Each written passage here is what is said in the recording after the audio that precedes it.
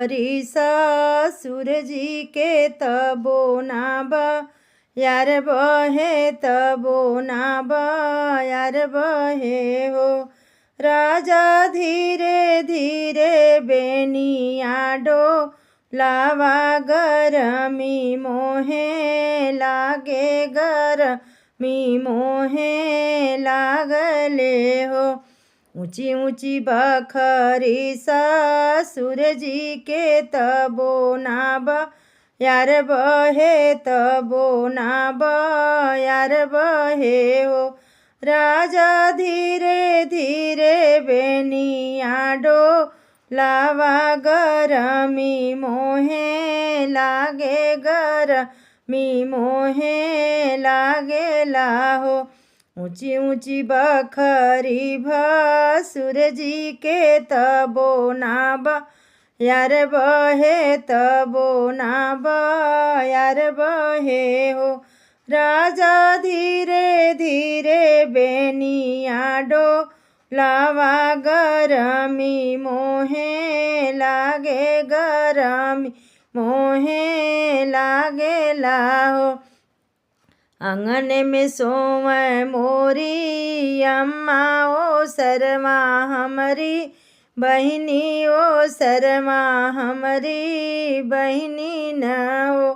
रानी चुरूर चुरूर बेनिया बोल शरम मोहे लाग शरम मोहे लागला हो। रानी चुरूर चुरूर बेनिया बाज शरम मोहे लाग शरम मोहे लागेला हो।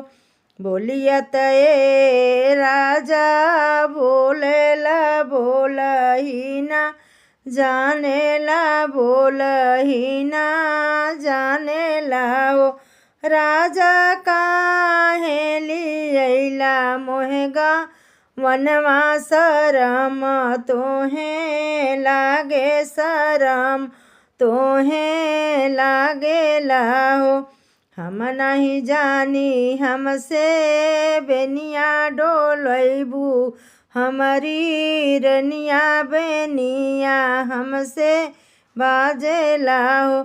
धनिया मोरी माई खोजली हुरिया गवन ले अली गवन ले अली न हो। रानी बाबा खोजला मोरी हुरिया गवन ले अली गवन ले अली न हो। जो हम होइब मैया बेटी ताया वरुबा भैया बेटी वरुबा भैया बेटी हो। राजा दुई चार ललना हो अइब केहू के ना जानइब केहू के ना जानइबई हो।